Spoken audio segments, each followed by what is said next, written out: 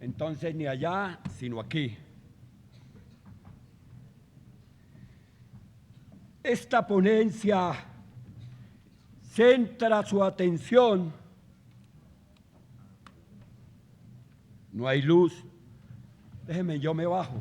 Acá, doctor. ¿Por qué? Ah, no, esta no.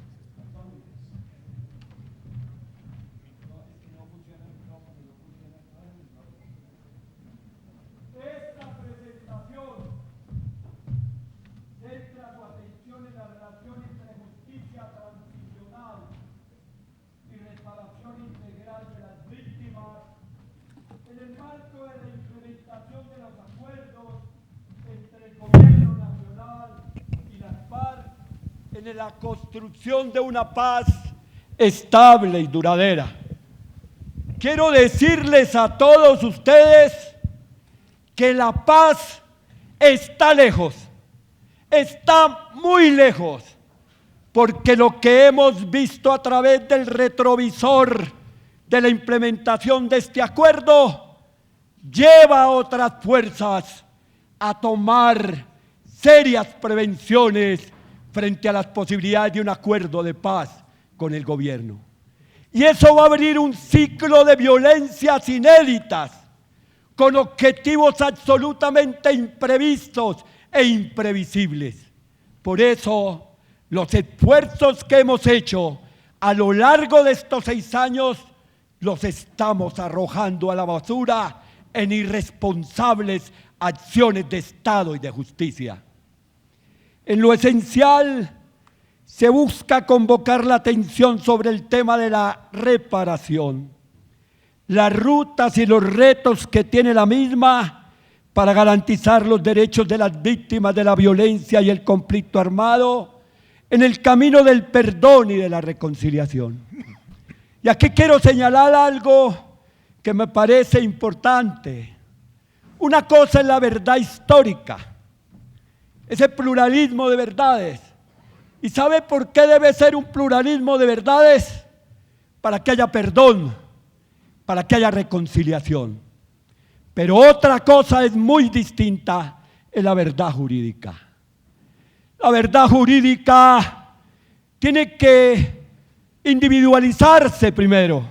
Segundo, tiene que llevarse a acervos probatorios rigurosos que permitan que la justicia actúe en ley para poder proceder a sancionar. Cualquiera que sean los términos de la justicia, porque aquí también quiero decir algo, que de pronto los constitucionalistas y juristas pueden criticar de manera contundente, pero si el orden de la justicia cambia y otros son los parámetros también para considerar el 100% de la justicia y el 0 de la impunidad. Y en la justicia transicional se va a hacer justicia, que no es la otra justicia, tome y lleve, pero se va a hacer justicia porque ningún Estado, ninguna nación, ningún orden institucional puede renunciar a la justicia para salir del conflicto. Hace su particular elaboración de la justicia que le posibilite salir del mismo. Esta ponencia está organizada a través de ideas fuerza que se articulan en torno a 8 ejes centrales de reflexión que tocaré con 1 o 2 enunciados. Esto me demoro 10 minutos leyendo esto. Primero, las víctimas del conflicto y la justicia transicional. Segundo, las víctimas y el camino de la reparación integral. Tercero, las víctimas como sujeto político y de derecho. Ya tenemos esa dificultad mayor del fast track, de la Cámara. Hay un responsable histórico porque cada hecho que ocurre en el orden institucional tiene un responsable histórico. Hay un Mauricio Liscano, víctima, que le niega los derechos a las víctimas. Y hay un Rodrigo Lara, víctima que le niega los derechos a la víctima, presidentes de Senado y Cámara, encargados de las jurisdicciones especiales para las víctimas, que fueron descalificadas en el apetito voraz y clientelista de la politiquería tradicional. Cuarto, la reparación como derecho y como mecanismo. Quinto, los retos de la participación en la reparación. Sexto, las medidas de reparación en los estándares internacionales. Séptimo, programas administrativos de reparación colectiva. Y octavo, la dimensión transformadora de la reparación.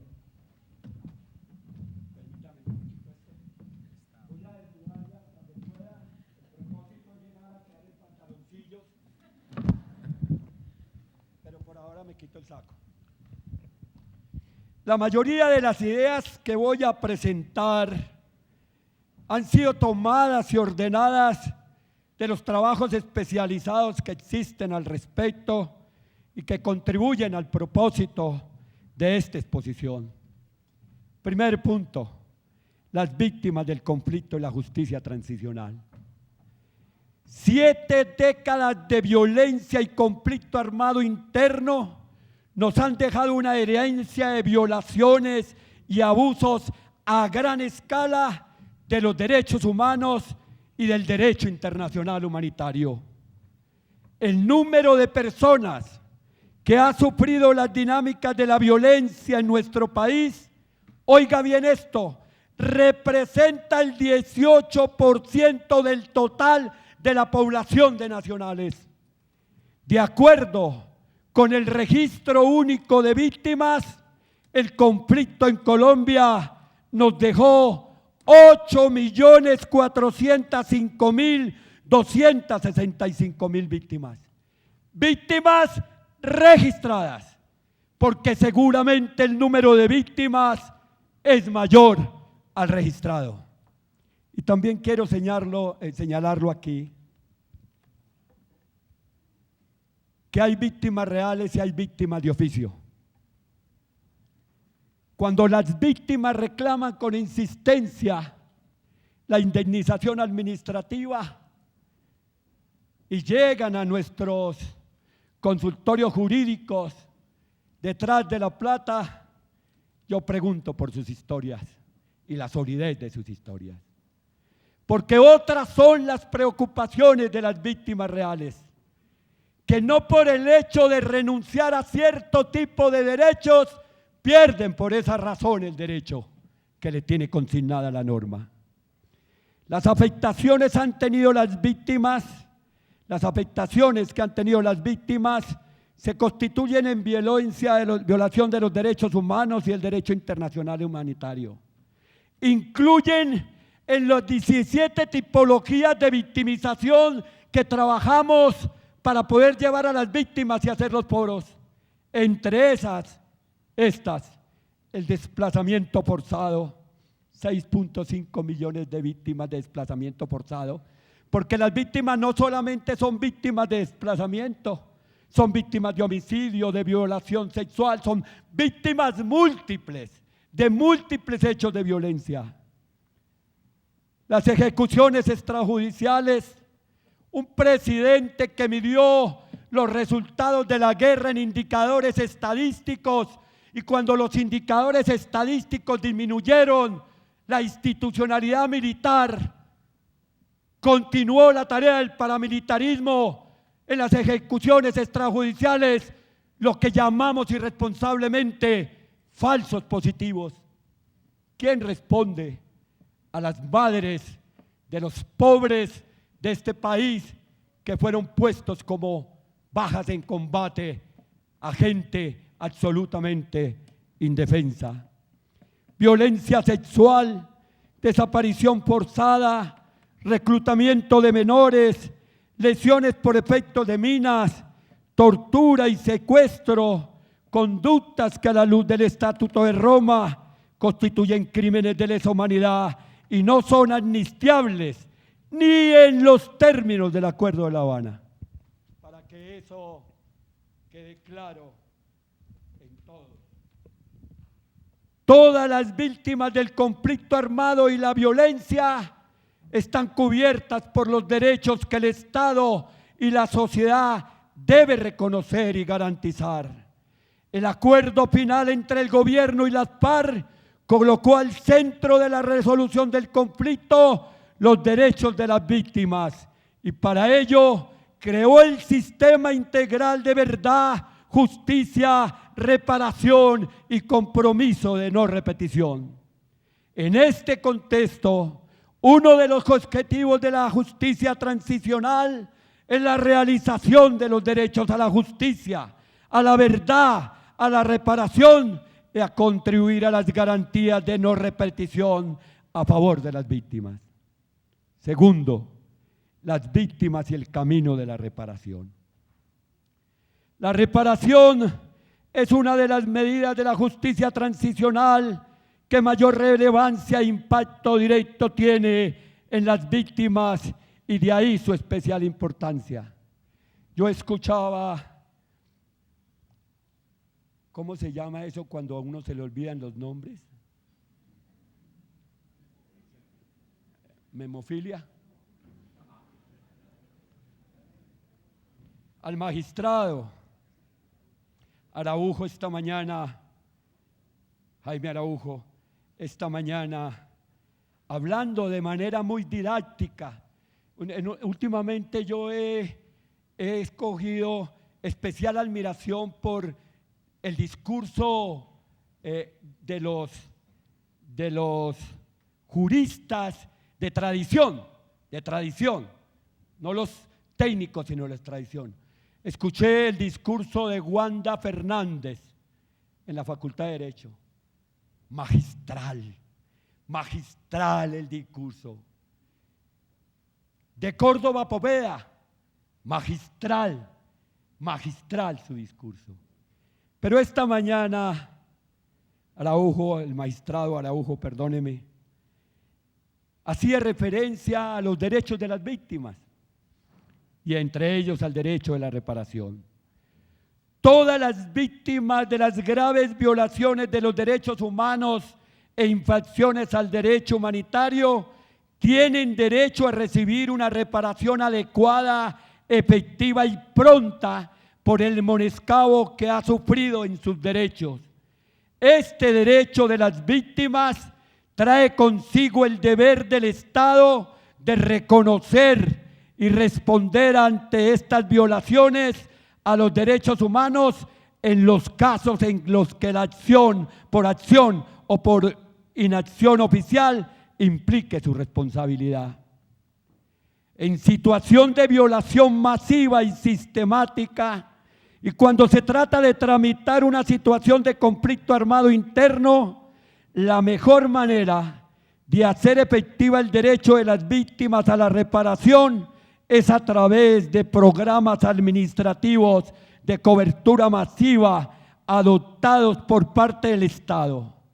Así lo han reconocido el Alto Comisionado de las Naciones Unidas para los Derechos Humanos y el Relator Especial sobre la promoción de la verdad, la justicia, la reparación y las garantías de no repetición.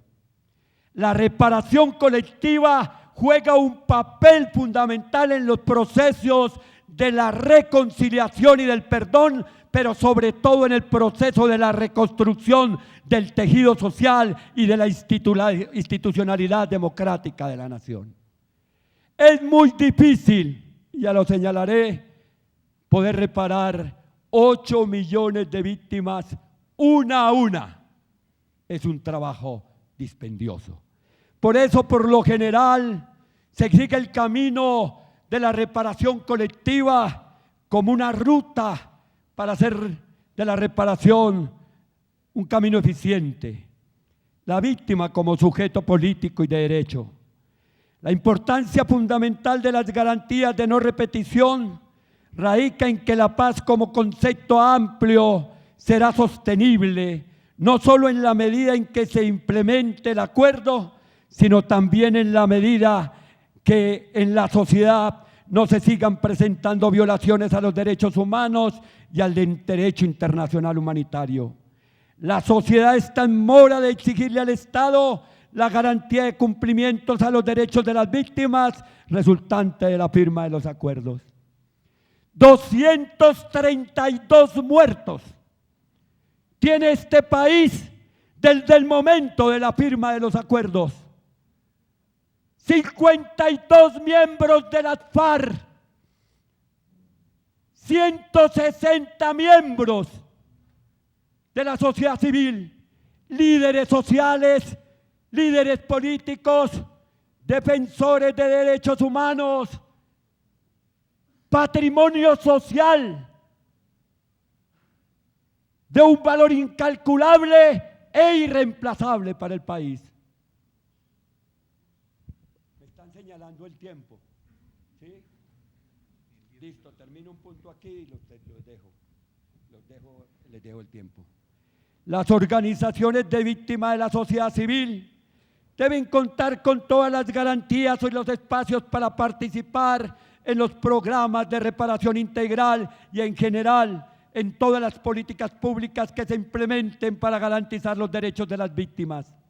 En este sentido, una de las recomendaciones que el Alto Comisionado de las Naciones Unidas para los Derechos Humanos le ha realizado al Estado colombiano ha sido la de instar a las entidades del Estado a incluir a las víctimas en la planificación y elaboración de propuestas y a diseñar mecanismos flexibles para la implementación en el ámbito local y nacional y a garantizar la rendición de cuentas periódicas basadas en resultados a la transparencia en todas las acciones.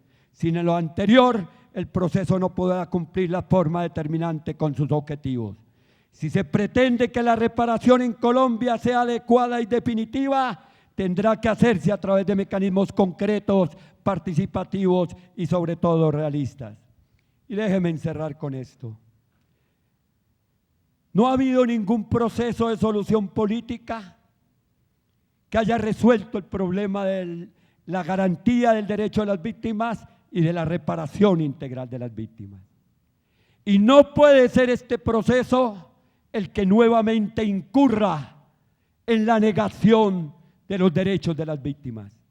No fue el proceso de los paramilitares el que le dio a las víctimas del paramilitarismo la verdad que se llevaron a las cárceles norteamericanas los comandantes extraditados por el gobierno de Uribe cuando comenzaron a hablar sobre quiénes estaban vinculados al fenómeno paramilitar y quiénes se enriquecieron con la economía del despojo. No puede ser el mismo camino de la extradición, sindicados de narcotraficantes, el que siga la comandancia de las FARC. Este país y sus víctimas exigen respeto, exigen verdad, exigen justicia, exigen reparación integral y sobre todo exigen el compromiso y la garantía del Estado de que la violencia no se va a volver a repetir. Muchas gracias.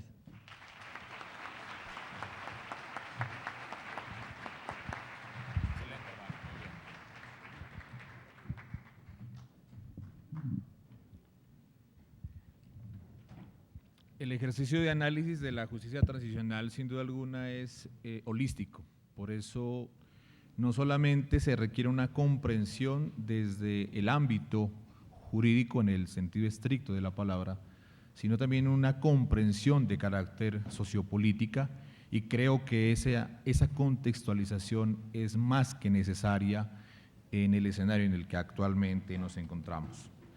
Ahora sí vamos a dar paso a nuestro siguiente conferencista.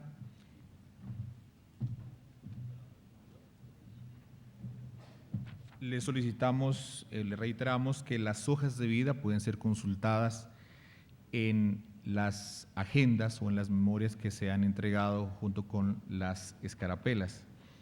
Invitamos entonces al doctor Roberto Viciano Pastor, quien cerrará esta mesa sobre constitucionalismo y Justicia Transicional. Recibámoslo con un fuerte aplauso, por favor.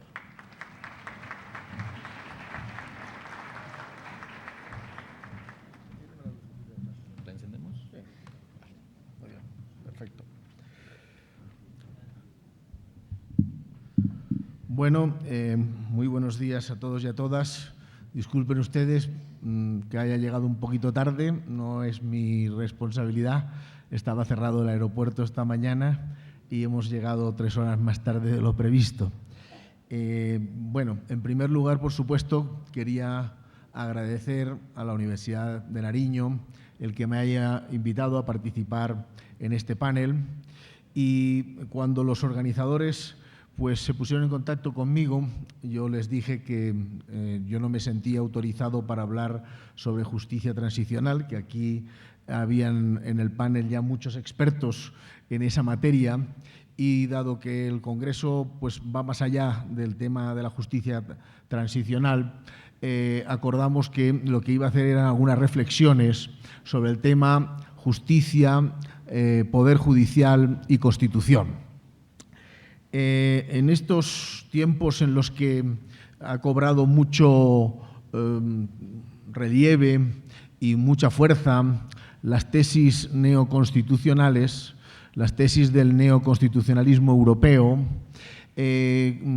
querría hacer algunas reflexiones de lo que a mí me parece que dichas tesis suponen de algunos problemas que se están empezando a ver ya con bastante, creo, claridad, pero que desde hacía mucho tiempo, desde mi punto de vista, también ya se podían haber detectado pues, este tipo de problemáticas que están relacionadas con esta teoría. En primer lugar, la primera reflexión que yo les quería hacer a ustedes sobre el tema de justicia, poder judicial y Constitución es que la justicia en un Estado democrático y en un Estado constitucional es lo que dicta el derecho. En los Estados que no son democráticos ni constitucionales, en tanto que son injustos por naturaleza, su derecho tampoco puede ser un paradigma ni un parámetro de justicia. Pero en los Estados que sí que funcionan dentro de un parámetro democrático y constitucional, la justicia es la que viene determinada por el ordenamiento jurídico.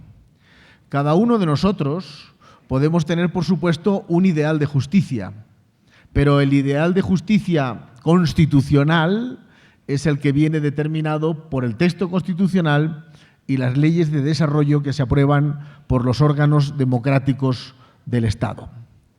Vengo a decir esto porque quizá uno de los primeros problemas con los que nos topamos frente a estas tesis que intentan generar un cierto grado de autonomía del juez respecto del derecho es que en muchas ocasiones nos confundimos con algunas expresiones que se utilizan de manera simbólica y pasamos a entender que el juez, la tarea del juez es la de administrar justicia, pero como si esa justicia fuera un elemento que el juez decide. El juez, en un Estado democrático y constitucional, cuando administra justicia, lo que hace es aplicar el derecho. No aplicar la justicia que él crea en su fuero interno, en sus principios morales, sino aplicar el derecho. Se nos ha quedado, como en tantas otras cosas en el derecho y en el derecho constitucional, se nos ha quedado esta coletilla de la administrar justicia. Esta es una coletilla que viene de la época absolutista, en donde los jueces administraban justicia en nombre del rey y entonces lo hacían con poco apego al derecho, porque evidentemente lo que hacían era aplicar la voluntad de la persona que los designaba para esa función judicial y no, evidentemente, para estar ceñidos o acotados por un ordenamiento jurídico. Esto vino después, pero de alguna manera se mantuvo esa idea. Y, por tanto, en muchos textos constitucionales vamos a encontrarnos con que se habla de que el Poder Judicial administra justicia. Y eso yo creo que es un primer elemento que puede conducir a confusión. a la confusión de entender que la justicia es algo que tiene que ser, por supuesto, crearse sobre la base del conocimiento del derecho positivo, pero en donde también entra de una manera muy importante la valoración de ese operador jurídico que es el que al final está administrando justicia. Yo creo que ese es un problema grave, porque lo que se está produciendo en este caso, como vamos a ver en diferentes puntos más que voy a tratar, es que estamos produciendo un desplazamiento desde las instancias democráticas dentro del Estado constitucional, es decir, el Parlamento o el Gobierno que elaboran la mayoría de las normas jurídicas, hacia una instancia no democrática, al menos en nuestros ordenamientos constitucionales de origen, digamos, continental, que no son de common law, a un desplazamiento, como decía, hacia el poder de un juez que no tiene ningún tipo de legitimidad democrática en nuestros sistemas.